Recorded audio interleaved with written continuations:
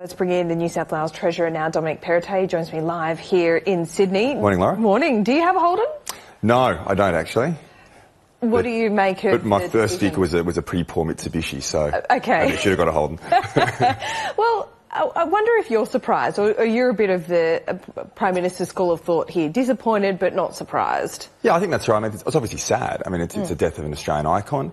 But look, I think if you look back retrospectively, it seems that this was bound to happen. And I think it's, when you've got government subsidies going in at the rate they have, the way you could look at it is potentially where we were putting off the inevitable. But how long are those government subsidies expected to last in terms of goodwill in keeping Holden here? Yes, billions of dollars in subsidies over the decades, but if it's a market decision and it's a private company, well, if we're not buying Holdens, do you blame them for leaving?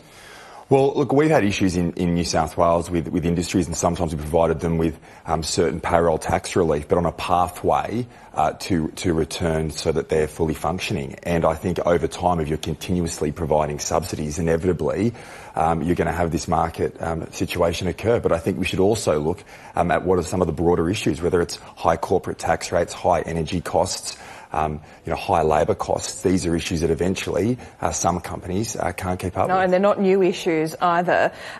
You've been begging Canberra for reform, not particularly in this area. Why haven't they listened to you so far? I feel like we've spoken about this a number of times. Yeah. Look, I mean, we've had, I've certainly been having constructive discussions with the Federal Treasurer, Josh Frydenberg, in this space. But part of this is all about strengthening the Federation. And for too long, state governments have been passengers on the path of reform and not drivers. And we have more than an obligation, I think, to be engaged in this space. Now, this isn't about increasing taxes. I know the Prime Minister yesterday was saying this is about a tax grab and increasing taxes. No, increasing taxes or cutting taxes is not tax reform.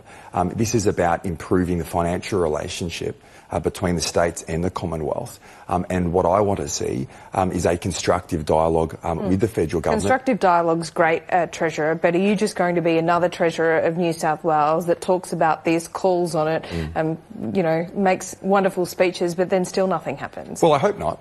I hope not. And I made that point yesterday at the review. I don't want this to be like the Henry Review. I mean, that was great work that was conducted, but there was never the political will off the back of it. But you're at the mercy of the federal government here. Well, for example, one of the issues I raised yesterday was if we in New South Wales were to abolish transfer duty, which everybody agrees we should, we would lose around $1 billion in GST funding based on the GST formula. So the reality is states can't reform alone.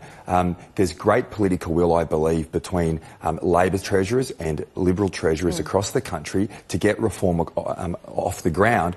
And I think we're in a unique position where the political cycles line up, where you have agreement across the political aisle to act in the state and country's best interest. And the reality is, if New South Wales and Victoria are doing well, the country's doing well. Well, you've called it comatosis, day-to-day survival, a wasted decade. You didn't really miss your Canberra colleagues yesterday. Is that the best way to negotiate? Well, hopefully you get some attention, Laura, but this is not a swipe at the current federal government. I mean, the reality is, if you can't keep a Prime Minister in office for more than a term, you're not going to be able to get reform for the long term. And that's what's held our country back. And we need to have, governments at all levels acting in the long-term interest, setting up our state and country for the next generation, not just focused on the day-to-day media cycle. And progress was never made by taking ideas off the table. We want to work constructively with the federal government, get a better system in place that's going to help drive productivity and economic growth. It is a two-way street, so what can you do for the federal government? There's been a recent agreement where essentially New South Wales has to find a lot more gas than you have at the moment. Does that mean you're going to lift that moratorium? Well, we are certainly looking at that. That's with the IPC at the moment. So what's the timeline on that, and what does looking at mean? Well, we would expect that we would have an outcome in relation to that sometime this year. I think the federal government's completely right in the fact that if states have the capacity to help drive better energy outcomes, to help drive economic growth in areas like gas, and that's what they've suggested to us, then we should be looking at it. As Treasurer of the State, I'm certainly supportive of it. That's going through its proper processes.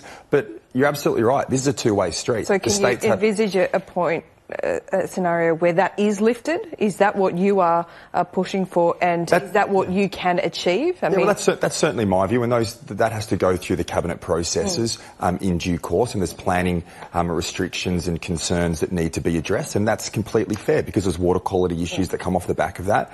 It needs to be done in a measured way, but at the same time, given where we sit with energy security, these are the areas, particularly in New South Wales, that we should be pursuing. Other states have other issues that they need to be dealing with as well.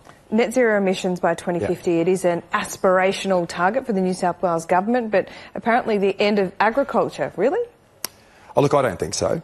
And that's certainly an aspiration that we have in New South Wales. And I think what's missing, and I raised this point again yesterday, it's missing from the climate change debate, is the sensible centre. The public I believe most Australians want to move to a renewable future in a way that protects energy security. So where is the sensible centre though? Is it you, between Matt Keane and John Barilaro? Look, I love both Matt and John, and I think they make significant contributions to the state's dialogue in this space, but what we can't have is on one side saying we should be shutting down coal-fired power stations, which will significantly impact energy security, and on the other hand saying, well, we shouldn't be pursuing renewable energy at all. That is where the future lies, but it's making sure we transition there in a way that's economically responsible, but ensures that we preserve our environment for future generations. And I think that's what Bill Shorten failed to put across during the election campaign without talking about